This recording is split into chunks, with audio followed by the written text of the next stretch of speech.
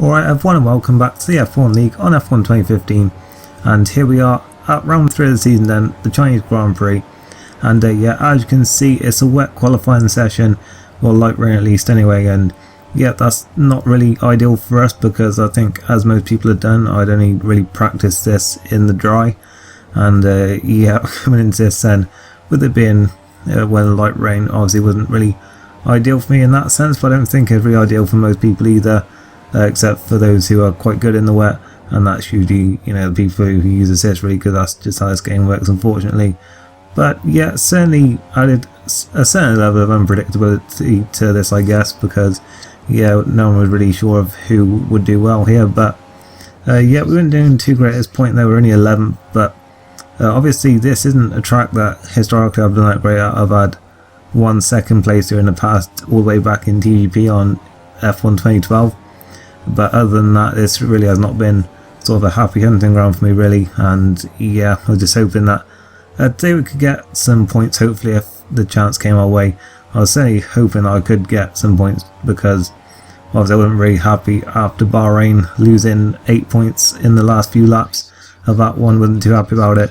And yeah, obviously after the 3rd place in Australia, I wanted to get a good run of points going, because I mean, I think like winning the title was a little bit unrealistic, but I mean, you know, there's not really been like a clear best driver so far. Because I mean, Pro Racing did win the first race, then he had some misfortune in Bahrain, that's when he finished 9th. So it hasn't really been like a clear standout person like leading so far. So it would be interesting, like if we did keep up a run of points, like where we would end up near the end of the season.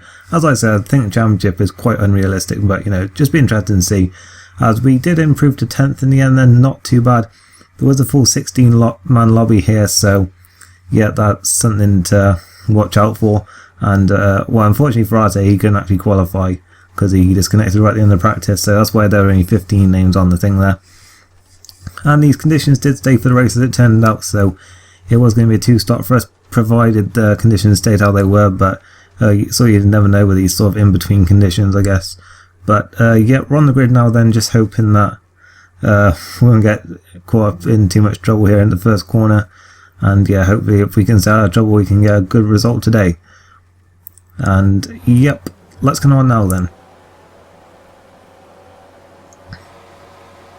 And away we go then in China. Everyone's struggling to get away in these kind of conditions, and I think in these conditions it actually is a little bit more of a leveler really, with sort of the traction control and all that. Into turn 1 we go then, RBZ spun, and we sort of had nowhere to go there, and we've ended up just spinning into all of it. Unfortunately, Hickey also got taken out there as well. RT was involved in something also. So yeah, we're down to 13th, Hickey down 15th there. Looks like there's been another collision there. I don't know if those two actually collide with each other. I want to find an F1 Maestro, but Maestro suddenly went spinning. We're up to 12th now then, skipping to later on in the first lap, and Arte's going around our outside in the long right hander, and up the inside he goes, and into 12th place we've got our teammate Hickey right behind us now. So I think this could be the first time this season that we'll sort of have a wheel to wheel battle then as teammates. And yeah, it'll be interesting to see who can on top then. Obviously I had the upper hand in Australia, but he seemed to be quicker all the way through in Bahrain, and yeah, he's overtaken me now in the championship, so this is going to be an interesting battle, it looks like, as we go around the long right hander. Tiny bit of contact there, I backed out a little bit. It didn't really look like much contact on the screen there, but my wheel was shaking a lot at the time, and yeah, I really did not want us to, only 3 races into our time as teammates, be wiping each other out, certainly in these conditions. And yeah, braking for the hairpin then, couldn't quite get through. And yeah, this epic Mercedes battle for 13th place then, so not entirely realistic, but anyway, we'll have to see how this plays out. Around the final corner we come, and there's yellow flags out, and there's been a crash up ahead. Lexbox won that, and also RBZ. So yeah, that is, well, actually the new championship leader then, who's in trouble. So once again you can see sort of the unpredictability of this season sort of coming through again.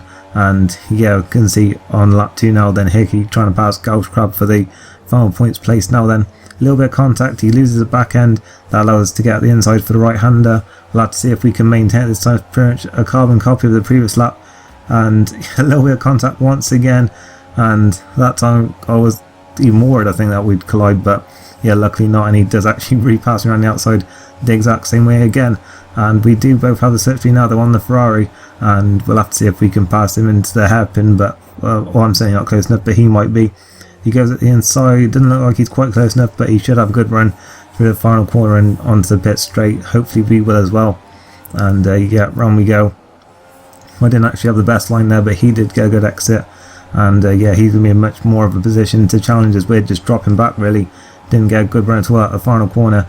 And at the inside he goes then. They're going side by side. Gareth Crabb's run well wide there and he's lost the position, but he does maintain it just about in time to stop us getting through. A little bit of contact between them there, but not really anything much. But then a little lag incident going on there. There's a few of these as you're going to see throughout the race, and yeah, this one was actually because, as you're about to see, yep, Lexbox 1 left the session there. Not sure if I was a disconnection referee just rage quit, because obviously we did see him have that incident at the end of the first lap. As Arte's had an incident as well, then he's dropped behind us, so that's us up into 11th place. Now we're looking at, well, I'm trying to finally get past Gareth Crabb, and he runs wide there, so we're up into 10th place now. So that's both the Mercedes in the points, having been down in 13th and 14th only a couple of laps before. Another yellow flag up ahead, and here's the other McLaren now, then AR UK Carroll 95, so he's out of spin as well. And yep, started this lap in 12th and we're up to 9th, so that's not too bad for us there. As on to lap 5, we can see Hickey's now past Case Legend as well, and we've got RBZ catching right back up to, of course, the championship leader, and he's probably going to be a lot quicker than us at this point.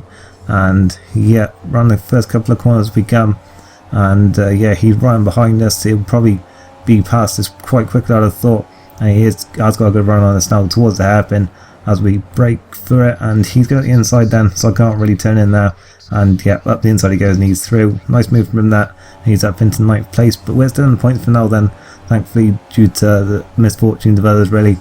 And yeah, skipping to lap 7 now then, we almost run to the back in there, outbraked ourselves a little bit, and can see up ahead there's a car gone spin, yellow flags, and it is Smiley Face Hobo. I think he may have had a bit of front wing damage, I'm not sure, but yeah, he's now dropped back as well. So yep, just picking off these places once again. Skipping to the end of the lap now then, you're going to see probably the most bizarre and, well, the biggest lag incident in this race as RBZ and Case Legend just both randomly lag off the track there, and we go up in 7th place. Don't know what that was all about. And then up ahead of us we see sort of it's flicking between Hamilton Van and Silent Molfer, who's in 6th place, so that was really confusing. But we did apparently pass RBZ and Case Legend there, so I'm not sure what that was all about there. But yeah, we're up in 7th place now then, and it is Hamilton Van up ahead of us then. And after last week I really was not feeling another battle with him, and then I saw him go off up ahead, so I was thinking, oh great, here we go, as he rejoined right in front of me, and I was thinking, not again please. And then just say he retired from the session, so I'm guessing he rage quit there or something. But yeah, it looks like we have sort of been saved from having another battle with him for another week then at least. And yeah, out of the race he goes. That's yet another place for us, and we're suddenly up to 6th place with Hickey up in 5th then, so that's sort of 8 positions gained from us then since the first few corners, I guess. But yep, then on end of lap 9, in fact, everyone in front of us pits for their stops. I couldn't come in on that lap. Well, I could have done, but I'd probably have risked being held up in the Mercedes pit box, so I stayed out another lap, and yep, in I come now then for my stop. And yeah, in the background I think that was AR UK Carroll there, who did a Hamilton into the pits. I think it was him anyway. But yeah, in we come then for our stop, onto another set of intermediate tyres. At this stage the conditions did not look any different to how they were at the start, so yep, at this rate it was looking like it was going to be the same to the end, but still quite a way to go at this point. And we're going to come out the pits now then. We're going to be behind Arte, who was just about to come in I think for his stop, because I think he stopped earlier on when he had the incident, I'm not sure about that. And we rejoined just ahead of RBZ, but he's probably going to be a fair bit quicker than us. Of course he dropped behind us. I have no idea what happened with that lag incident and how he ended up behind us, but yeah, that certainly seemed to be the case anyway. And now he'll be looking to take that place back from us like he did before. We cover the inside line into the hairpin this time, so he won't be able to do the same move that he did before. He does try and go around the outside though, but we do manage to maintain it on the inside this time luckily. But he has got the inside line now for the long left-hander. We're going to try and run it around the outside. It looks like we've actually done a pretty good job of defending that one, but he's probably going to try and do the same now in the right-hander. And in fact that is exactly what he's going to try and do. Gets a very good run in fact there, and then he's got the inside line for the left-hander, so a nice pass from him there, up in 7th place. And Arte I think came in on the end of this lap, so we moved back up to 7th place anyway. Now let's get into lap 15. Unfortunately there had been a few little lag things with RBZ during those few laps, but he did pull away for a while, and then he just suddenly slowed down here I think his car just desynced and became an AI car for some reason. And yeah, that was a little bit frustrating here then, because I was struggling to get past, and like as you're about to see here into hairpin, slow down very early for that hairpin. So yeah, we had to take evasive action there kind of, and yeah, caused to run wide a little bit. But yeah, as you're about to see, I think as we head around the left-hander now, a green flag for some reason, and then any second now, is it? I don't know. I swear it's happening now. Yeah, there we go. He left session there, so I'm sure it happened there, but yeah, took a while. But yeah, that was what happened. He disconnected there, so it was unfortunate for him. Then on lap 17, it had actually started to dry up a bit, so we're waiting to see now. So when these tyres were overheating, they already were a little bit here. In fact, as you saw there, I was moving over to the inside part of the track to cool them down, but then me and AR UK Carol both outbraked ourselves into the hairpin there, so I don't think I really did anything wrong there by running wide and maintaining the place. But yeah, the tyres were overheating quite a bit at this point, but I still wasn't quite sure if it was time for us to pit for the dry tyres. We see Dizzy Cupid and Jack575 are both in the pits then, but they've both gone to Inters again, I believe, as we run a little bit wide there and push AR UK Carol out a little bit. Nothing too major there, I don't think, and now we're heading around the next part, and we sort of just come wedged together there. There wasn't really much I could do because I was sort of turning for the corner as much as I could, and yeah, he went off as well, but that cost us both a fair bit of time there, and then he retired from the session. I'm not sure if I was a rage quit, well, there's something I saw in the chat suggested it was something completely different, but yeah, I'm not sure what I was about. But yeah, then Case led another lag thing, I think, and we end up in 8th, and yeah, a rather confusing couple of laps there. But I decided at the end of this lap that, well, because I'd lost a bit of time, I decided to just risk it and go with prime tyres now, then hoping the track would be dry enough and I could keep some temperature into them. And yeah, it was too early to go onto options, I guess, so yeah, I had to go with primes. And yeah, out of the pits we come. Hopefully this will be the right stop for us. I think Arte was doing the same there behind me. And out of the pits we come now. Just have to hope that these tyres are good enough for us to actually like get round without going off. And yeah, obviously it was quite cold like coming straight out of the pits, but they did seem to be heating up alright to begin with. And yeah, by the end of the next lap we actually had Smiley Face over there pitting for what turned out to be Inters again, so that did not seem like the right call from sort of where I was at the time.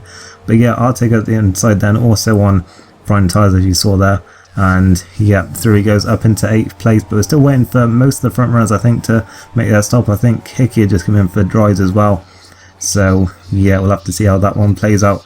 As yeah, we're going into the hairpin now. Arte did run a little bit wide there, almost running into the back, and luckily just about avoided contact.